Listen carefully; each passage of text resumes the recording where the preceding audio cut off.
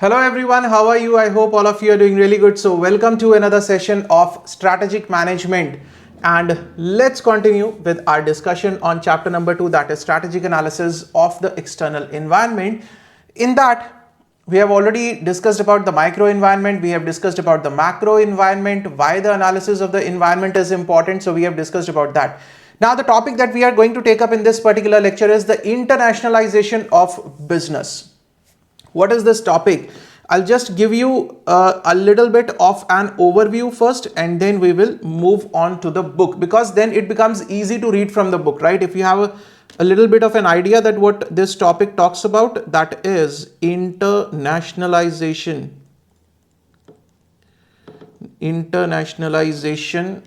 Just check the spellings. 1 minute.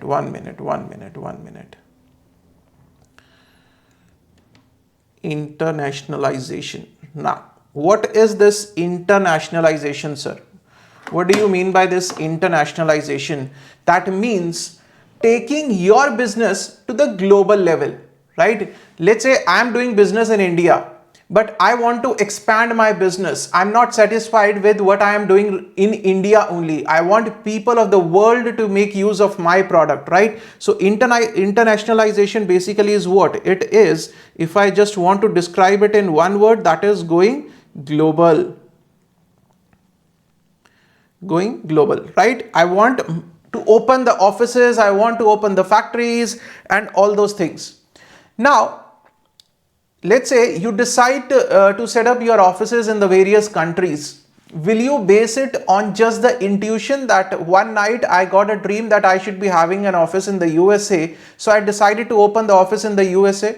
Another night I am having a dream that I should be having an office in Germany, so I have decided to open the office in Germany the next day. Is it based on just the intuition, dreams, everything? No, sir. If you want to go global, if you want to take your business to the global markets, what you need to do, you need to analyze international market. You need to analyze the international market. Now this international market is what? International market is what? This international market is your external environment. This is what? This is external environment. International market is nothing but your external environment, right? This is your external environment. That means the analysis of the external environment with respect to the international market is important if you want your business to go global, right? So again, that is why we are studying this in the chapter of strategic analysis of the external environment. This international market is what? It is an external environment, and if you want to enter that environment, you must have the knowledge of that environment. You must analyze that environment, that what international market is providing us. Now, when you are doing the analysis of this international environment, how is it going to help you? The international market is going to provide you with the opportunities, right? With the opportunities, and at the same time the international market is also going to provide you with the threats also. It is not easy. It is not easy at all entering the international market. It is quite a challenging task, right? And if it is challenging, that means if you want to go for it, the first thing that you will do is you will have to analyze that whether there is a market for our product in the international, do we have the scope of the business that we are going to expand. If it is challenging, you need proper strategies for it, right? You will need the separate strategies for the international business. Having the strategies for the local business, those strategies are going to be different, and the strategies which you are going to prepare for the international market, those are going to be different. Why those are going to be different? Because the set of conditions is different. In the international market, the laws will be different. You must have the knowledge of the laws. The analysis will be different. The customs will be different. Everything is different, right? So you need the separate set of strategies if you want to enter the international market, and it is definitely a challenging task, because like you, there are hundreds of companies that are working in the international market. It's not only you who are providing the goods and services in the international market, right? Now, why the companies go global? Now, when you talk about that you want to enter the national market, why?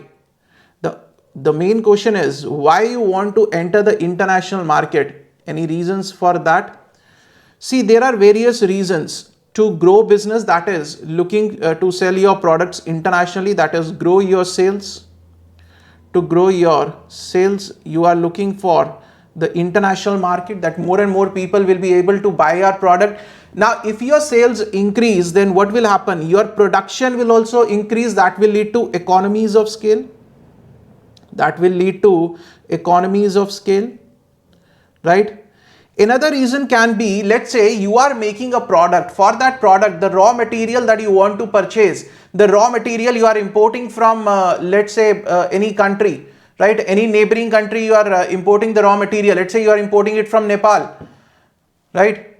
So why, instead of importing it, what do you say? Let's open the factory in Nepal. Let's get a cheaper source of raw material from there.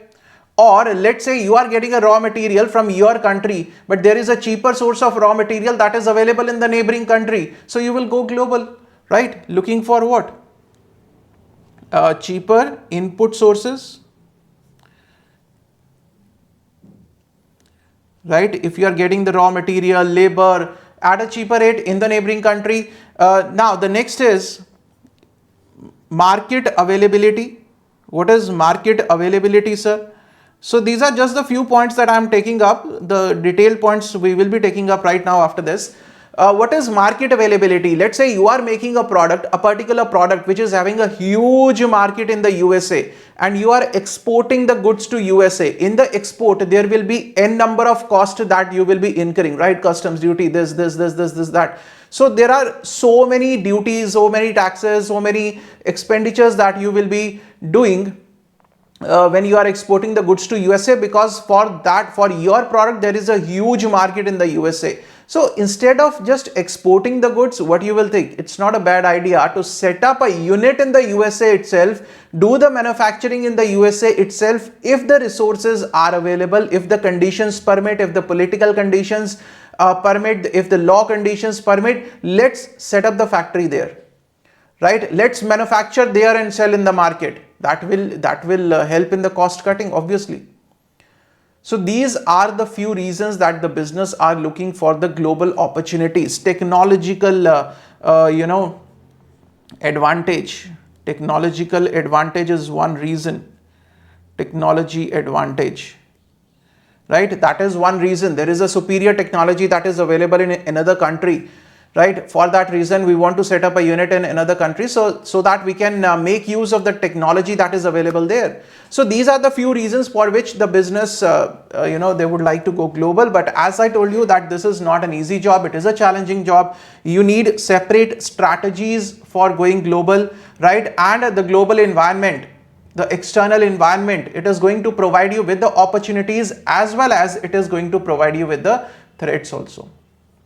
Right? So reasons are more than this. I've just given you an example of the few reasons, right? We will be studying all the reasons that why the business loves to go internationally. Okay, now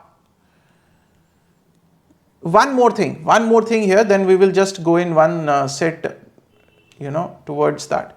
He says, when you are, if you want to analyze, if you are going for the analysis of the international environment, when you are going for the analysis of the international environment, it has been divided into three parts, right? What are those three parts? One is multinational, another one is regional, and another third one is national. What is multinational? The multinational is the analysis of more than one country, right? You are analyzing the laws, the conditions, the resources, the inputs, the availability of inputs, the technology, right? All those things in the different countries, right? You are doing the analysis of the environment of the different countries. That is known as multinational. That is more than one country. Region is if you are doing the analysis of the macro environment, right, of a particular region, right, of a particular region. This is the analysis of the particular region, right? Let's say you want to open a factory in the USA and you are doing the analysis. You want to open in let's say any state of that. Let's say you want to open in Boston, right? So you will do the analysis of the Boston, whether the conditions permit, whether the environmental conditions permit, whether the law permits, whether the political party ideology permits for opening, whether the availability of resources permit us, right? National is when you are looking at just one country as a whole. If you want to go global in Russia, so you will be looking at the various conditions, various environmental factors which are there in the Russia, right? So this is what is the analysis of the international environment that has been divided into three parts: multinational, regional and national. Now come to the books. Now we will start from the books. Internationalization of the business. It enables a business to enter the new markets in the search of greater earnings and less expensive resources. So there are two things, majorly there are two things for which the business are going global. That is, they want the greater earnings by selling to more people in the international market. Second thing is they are looking for the cheaper input sources, like less expensive resources. Resources here means the inputs. When we talk about resources, the resources here means the inputs, right? Additionally, expanding internationally enable a business to achieve the greater economies of scale and extend the lifespan of their products, right? Now you are selling to the international market, you will look for the innovative products through which you can increase the lifespan of your product, the shelf life of your product, because if you want to send a product from India to USA, then obviously it will take around 10 days, right?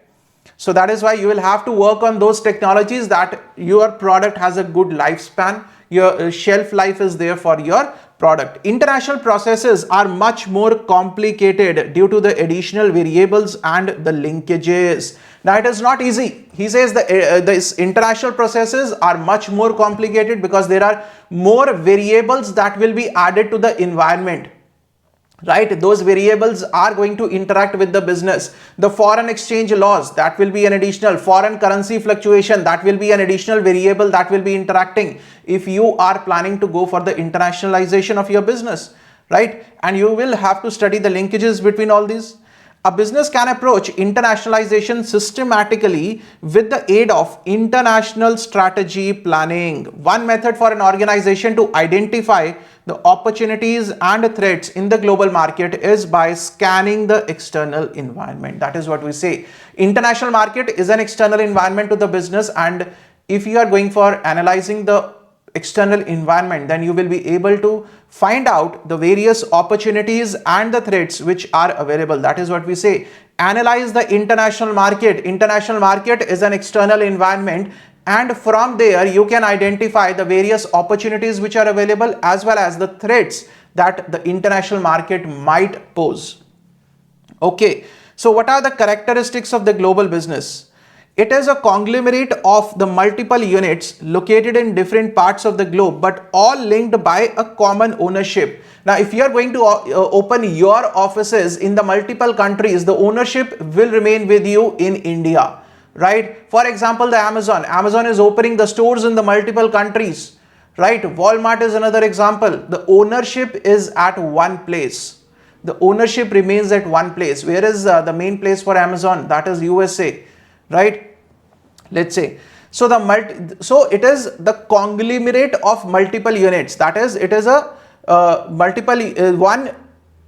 can say the business being divided into multiple units in the different countries, but the ownership is at the main central level, right? Multiple units drawn a common pool of resources such as money, credit, information, patents, trade names and control system. So everything is being there controlled from the one main unit.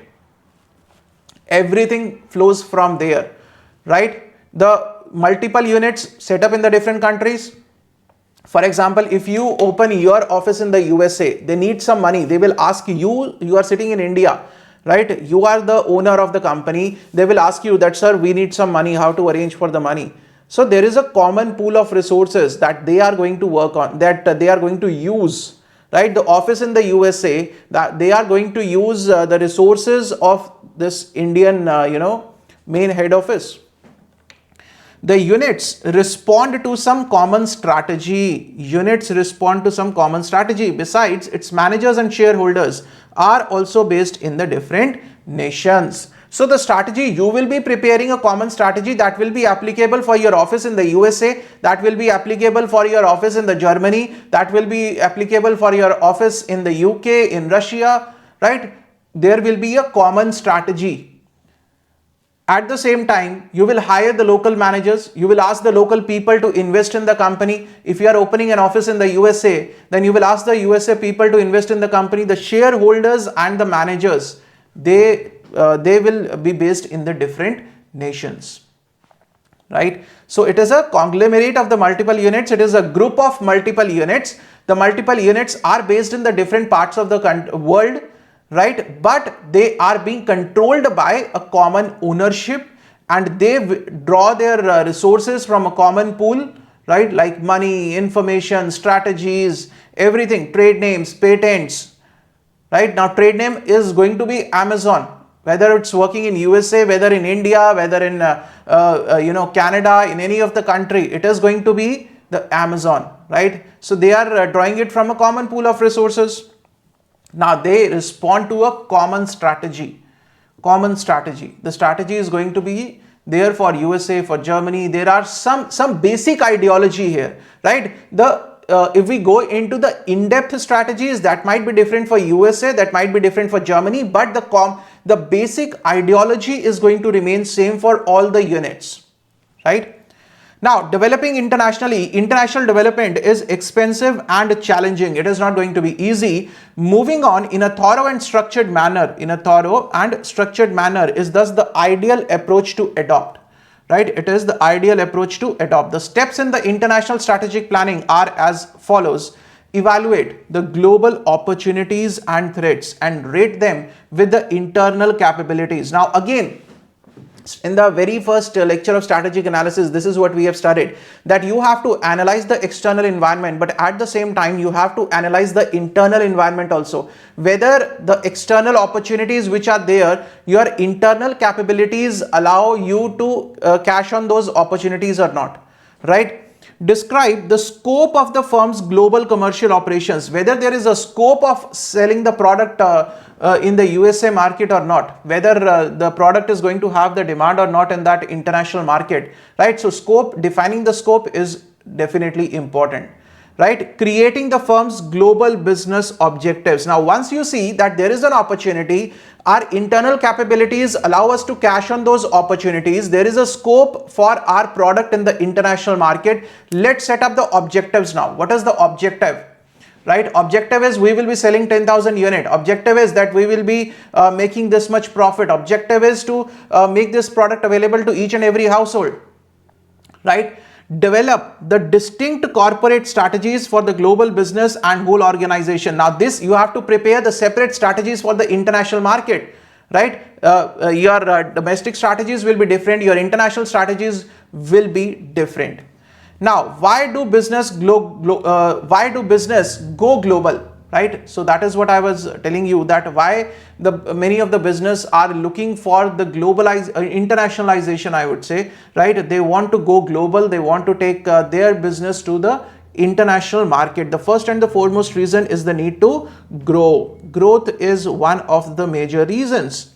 It is the basic need of every organization. Everyone wants to grow. Right? Often finding the opportunities in other parts of the globe, organizations extend their business and globalize their operations, looking for the various opportunities in the other parts of the globe. Right? So the next one is, there is a rapid shrinking of time and distance across the globe. Shrinking of time and distance across the globe, that is helping in the internationalization of the business, right? The time has reduced, the distances have reduced because of the build-up of the various, I can say, the roadways, the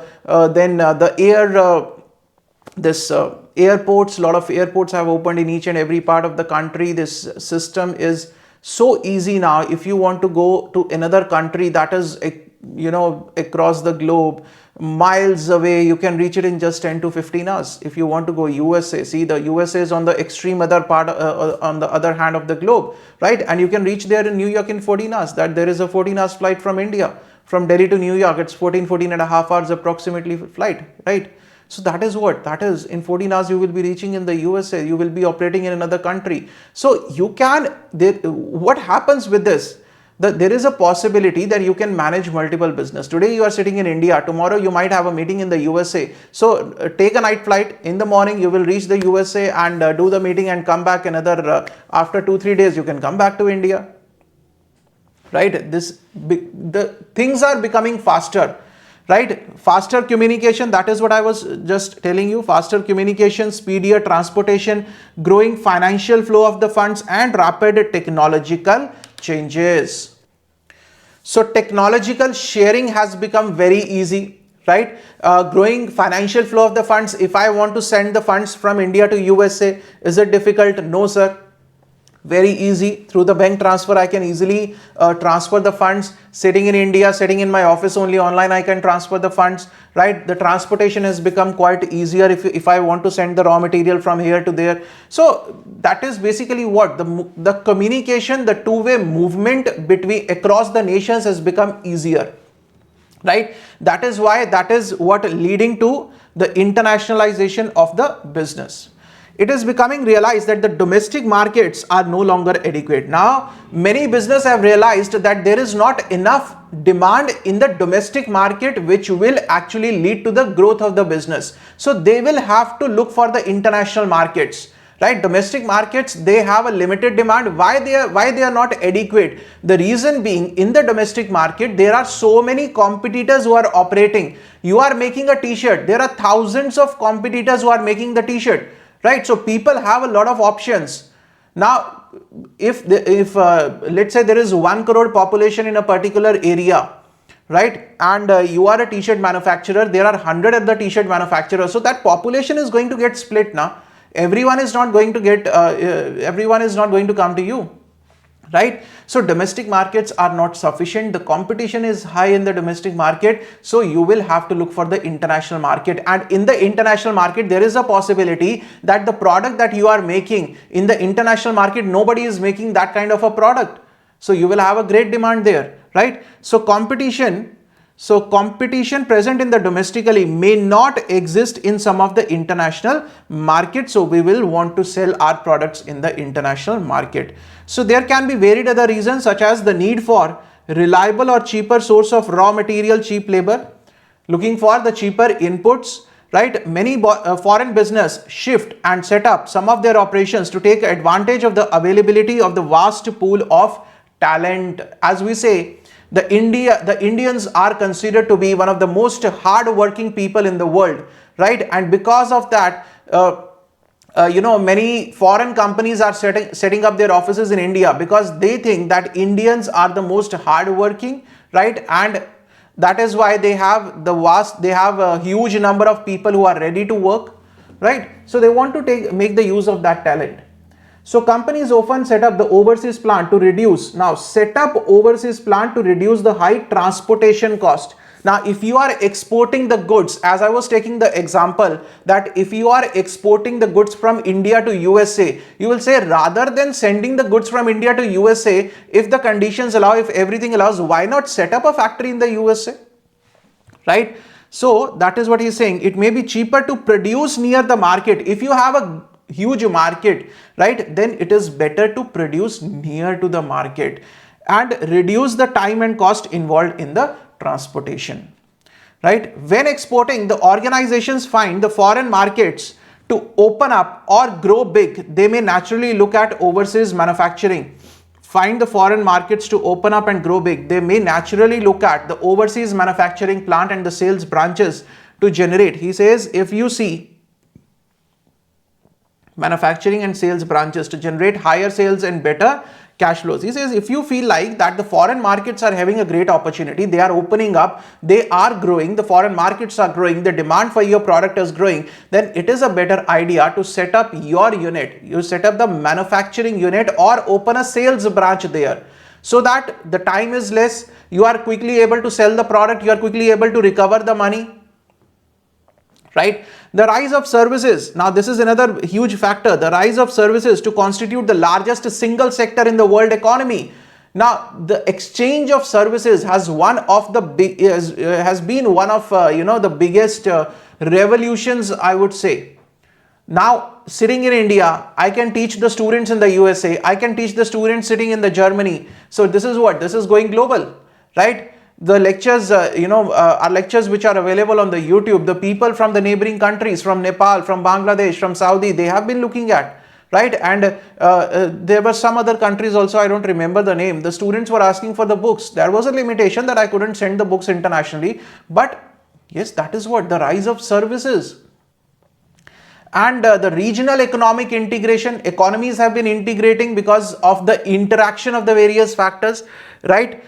Which has involved regional economic integration, that the various regions, today the India, one particular region might be interacting with another region in the USA, right? Which has involved both the world's largest economies as well as the certain developing economies. So services have played a major role in bringing together, in bridging the, reducing the gap between the developed and the developing economies, because there are people from the developing countries who are providing the services to the developed countries. That is what is known as the regional economic integration, right?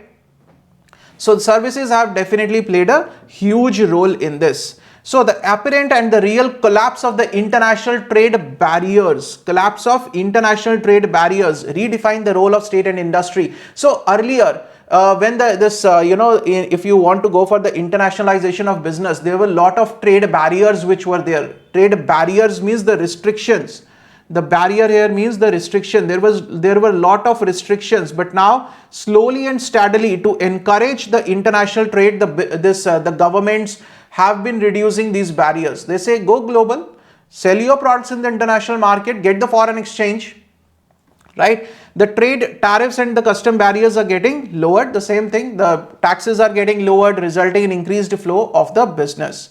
Now, globalization has made companies in the different countries to form the strategic alliances to ward off the economic and technological threats, right? Now, 2 or 3 countries will come together, right? They will make a strategic alliance that, okay, we will do business all together, right? Why? To ward off the economic and technological threats and leverage their respective comparative and competitive advantages, so that they are not competing against each other for in respect of technology, but they are working together. They take the benefit of, let's say India, Russia, they come together, they make a strategic alliance, right? And they start working together on a particular project. Why? Because some of the technology will be available with India, a lot of hardworking people will be available in India, another technology part will be available with Russia. So instead of competing against each other, they start working with each other, right? That is what is the strategic alliance. This is the alliance, right? So the globalization has made it possible that the countries can go for the alliances, and instead of competing against each other, instead of having an economic and technological war, they try to take the benefit of each other's advantage, the comparative advantage, the competitive advantage. Let's take the benefit of that. Clear? That is why if you look at the strategies of our Prime Minister, he is always focusing on what? Going global. How we can make use of the global markets. Make in India is a separate thing. Selling the Indian products in the global market, that is what we are talking about. We are not saying that we will be importing and using those. No. We are saying that going global means let's take our business to the global market. That is what is going global, right? So this is about the internationalization of the business. Now, international environment. He says the assessment of the external environment. Assessment of external environment is the first step towards internationalization, right?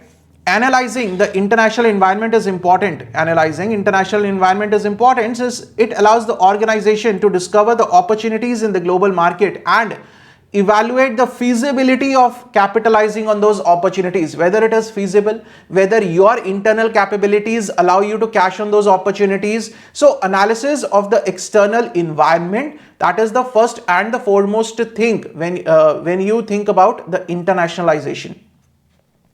So assessment of the international environment can be done at 3 levels. So these are the levels.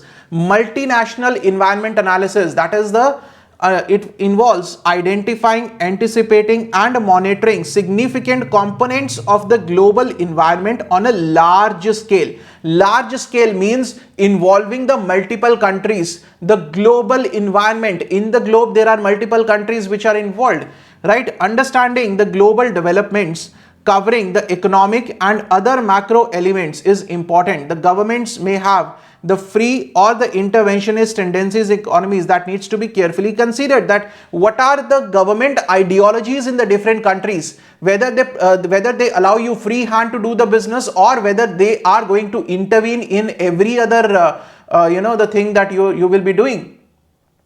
These characteristics are evaluated based on their present and expected future impact, right? So this is across the nations. Regional environment analysis is the more in-depth evaluation of the critical factors in a specific geographical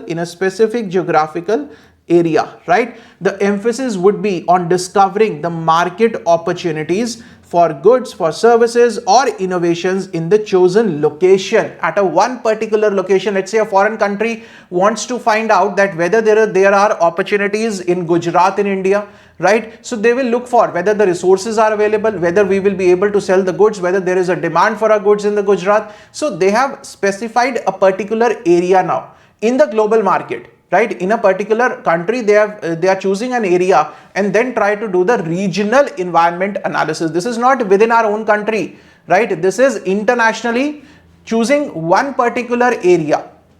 Then country environment analysis has to take a deeper look at the important environmental factors prevailing in a particular country, right? Study of economic, legal, political, cultural dimensions is required in order for the planning to be successful. The analysis must be customized for each of the countries to develop effective market penetration strategies. Now it has to be whatever the analysis is, it cannot be common for all the countries. For USA, the analysis, the type of analysis required will be different. The factors that you might be looking will be different. For Russia, it will be different. For UK, it will be different, right? So for every country, you will have to customize that how you are going to do the analysis of that particular country's environment.